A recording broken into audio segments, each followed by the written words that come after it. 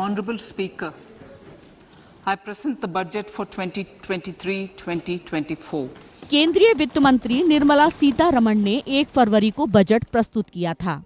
इस पर प्रतिक्रिया देते हुए मुख्यमंत्री योगी आदित्यनाथ ने कहा कि 2023-24 के लिए प्रस्तुत किए गए बजट का सबसे अधिक लाभ उत्तर प्रदेश की जनता को मिलेगा।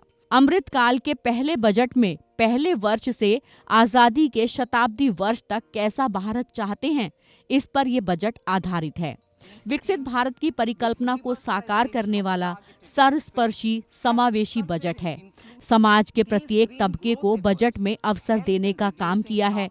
सीएम योगी ने कहा कि सप्तऋषि के रूप में 7 प्राथमिकताएं तय की गई हैं। समावेशी विकास, अंत्योदय की परिकल्पना, इंफ्रास्ट्रक्चर एंड इन्वेस्टमेंट पर बजट में ध्यान दिया गया है।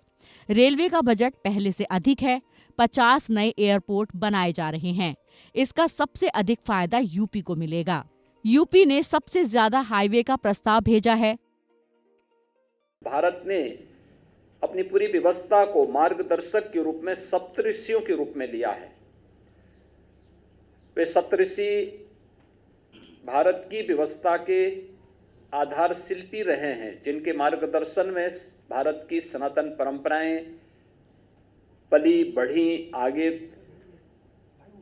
वैश्विक मंच पर भारत को विश्व गुरु के रूप में स्थापित किया।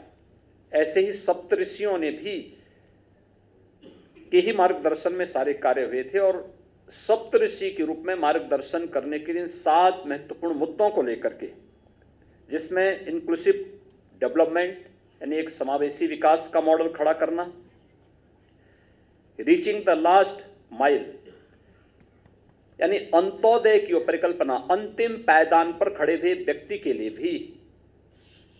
के लिए शासन की योजनाओं का लाभ देना, इंफ्रास्ट्रक्चर एंड इन्वेस्टमेंट। अगर हम 2013-14 की तुलना में भारतीय रेल के बजट को देखें तो इसमें 2,40,000 करोड़ रुपए का प्रावधान किया गया है। 2013-14 की तुलना में 9 गुना अधिक है। हाईवेज के बारे में देखेंगे तो एक बड़ा इंफ्रास्ट्रक्चर डेवलपमेंट के लिए 50 नए एयरपोर्ट, हेलीपोर्ट, वाटरवेज आदि के लिए भी प्रावधान किया गया है और इसका सर्वाधिक लाभ उत्तर प्रदेश लेने जा रहा है, क्योंकि उत्तर प्रदेश के पास सबसे बड़ा रेल नेटवर्क, देश का सबसे बड़ा रेल नेटवर्क हमारे पास है। उत्तर प्रदेश के पास सबसे बड़े पैमाने पे नए हाईवेज के प्रस्ताव उत्तर प्रदेश ने भेजे हैं और उत्तर प्रदेश इस दिशा में कार्य कर रहा है। और पिछले 5 वर्ष के अंदर जितने भी हाईवे, जितना भी इंफ्रास्ट्रक्चर का कार्य उत्तर प्रदेश के अंदर हुआ है, वह उत्तर प्रदेश के नए परसेप्शन को और नए उत्तर प्रदेश के बारे में सबका ध्यान आकर्षित करता है। स्वाभाविक रूप से इस इंफ्रास्ट्रक्चर का लाभ भी उत्तर प्रदेश को सबसे अधिक होने जा रहा है। यूपी में ग्रीन एनर्जी, हाइड्रोजन एनर्जी पर भी काम हो रहा है। युवा शक्ति की प्राथमिकता का लाभ यूपी को मिलेगा। यूपी में सबसे अधिक युवा हैं। केंद्रीय बजट विकसित भारत की परिकल्पना को साकार करता है। 2047 में हम भारतवासी कह सकेंगे कि वो सबसे बड़ी आर्थिक महाशक्ति के निवासी हैं। यानी कैसे हम हरित विकास की ओर जा सके, कार्बन उत्सर्जन को कम से कम करके हम डेवलपमेंट का एक ऐसा मॉडल दें जो लोगों के सतत और समावेशी विकास के लिए महत्वपूर्ण हो सके। उस प्रकार के मॉडल को, चाहे वो एनर्जी के क्षेत्र में आप देखें, रिन्यूएबल एनर्जी का हो, हाइड्रोजन एनर्जी का हो, या फिर खेती किसानी के क्षेत्र में आप देखेंगे तो विषमुक्त खेती के लिए प्राकृतिक खेती को बढ़ावा देने का कार्यक्रम, या भारत की प्राचीन उस पद्धति को जो आज 2023 का वर्ष मिलेट ईयर के रूप में भी घोषित हुआ है, उस रूप में विकसित करने के लिए उसका भी प्रावधान बजट में किया गया है। यूथ पावर, उत्तर प्रदेश की देश दुनिया के अंदर अगर सर्वाधिक यूथ भारत के अंदर है तो भारत के अंदर सबसे अधिक यूथ उत्तर प्रदेश के अंदर है।